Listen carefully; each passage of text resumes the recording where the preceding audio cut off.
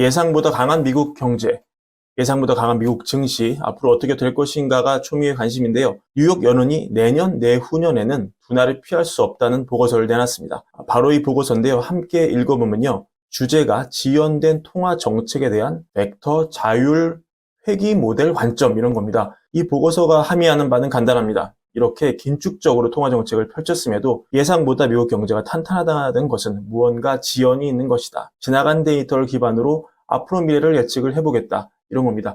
그 전에 이 벡터 자율 회귀 모델 이걸 좀 살펴보면요. 뉴욕 연은이 자주 쓰는 모델링 기법 중 하나인데요. 하나와 하나 간 단선적인 관계를 찾는 게 아니라 여러 변수의 상호 유전성을 보기 위해서 널리 사용되는 통계학, 시계열 분석 기법입니다.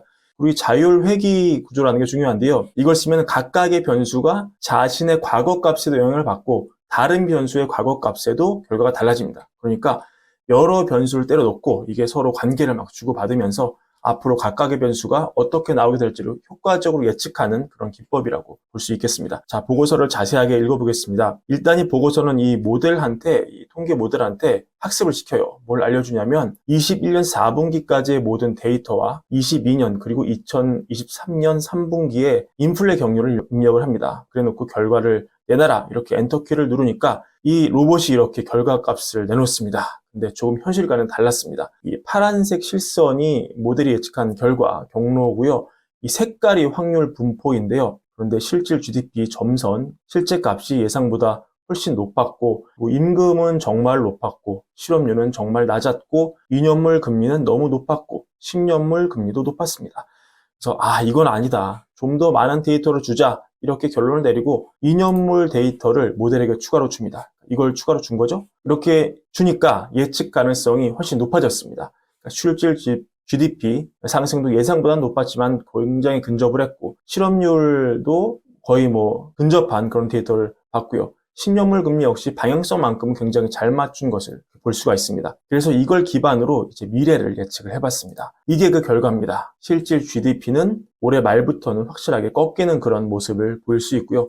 임금 역시 내년 초 정도를 정점으로 확연하게 꺾이는 모습을 보이고 있습니다. 실업률은 급격하게 올라가는 경로를 보입니다. 25년 2분기에는 5% 정도를 찍는다고 예상이 되고 있네요. 그리고 관건이 되는 코어 PCE의 경우 내년에는 확연하게 2%를 밑돌면서 25년 2분기에는 1% 극초반까지 내려간다. 2년물 금리. 이게 결국은 관건일 텐데요. 왜냐하면 기준금리 경로와 밀접한 관련을 보이기 때문일 텐데요. 이걸 주니까 어떻습니까? 25년 2분기에는 4%를 찍는다. 내년 3분기, 즉 1년 뒤에도 약간의 인하에 불과하다. 생각보다 별로 내려가지 않는 걸 볼 수 있습니다. 이게 결론이 되겠습니다.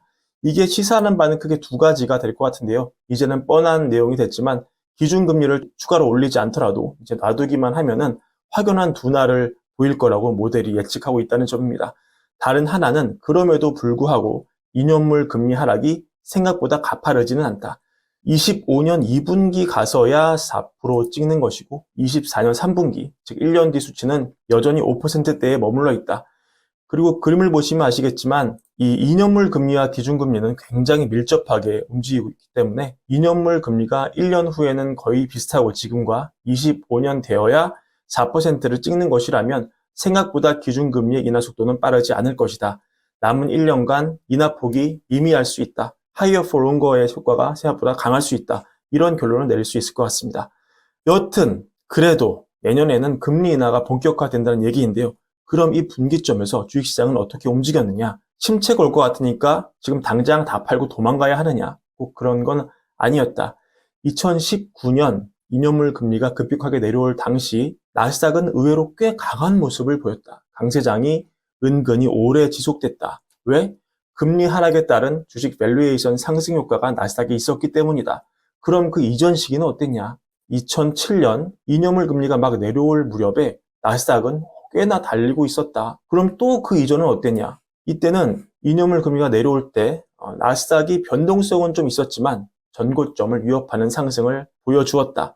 하지만 우리가 또 반드시 기억해야 하는 건 무엇입니까? 침체 구간. 침체 구간만큼은 주식시장의 큰 폭 하락은 버텨낼 수가 없었다. 항상 봐도 침체 구간만큼은 무너졌다. 이때도 침체 때는 무너졌다. 이건 정해진 역사적 약속이었다. 이것입니다. 그렇다면 침체는 언제 오냐? 몇 번 설명드렸지만 역전된 장단기 금리가 다시 재역될 때 온다. 이때는 어김없이 침체가 오는 것을 관찰할 수 있었습니다.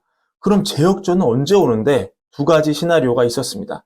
장기금리가 올라가서 단기금리를 아래에서 위로 치고 올라가는 그림. 그런데 지금 이 시나리오는 지금 당장은 가능성이 좀 떨어졌죠. 한창 치솟던 이 장기금리가 내려가고 있기 때문입니다. 그럼 전형적인 침체가 오는 2년물 금리 하락에 의한 재역전을 예상을 해볼 수 있겠다. 그런데 이것도 좀 더 시간이 걸릴 것 같다. 왜냐? 단기물이 아직 비교적 버텨지고 있는데 장기물이 더 빠르게 내려가고 있기 때문이다. 심지어 10년물 텀 프리미엄은 오랜만에 정상화가 됐다가 다시 제로 밑으로 떨어졌다. 그만큼 장기물 금리 하락이 가파르다, 이런 얘기가 되겠습니다. 따라서 단기로 보자면 주식시장이 지금 위태위태하지만 역사적으로 볼 때 아직 먹을 게 있을지도 모른다. 단기 랠리를 기대할 만하다. 하지만 역사적으로 볼 때 2년물 금리가 내려가고 시차를 두고서는 경기 침체가 높은 확률로 왔다. 그 전에는 시장에서 빠져나오는 게 좋을 것이라고 누가 얘기합니까? 제가 홍장원 얘기하는 게 아니고 지난 그래프가 그렇게 얘기한다.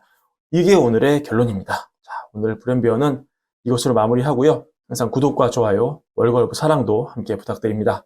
감사합니다.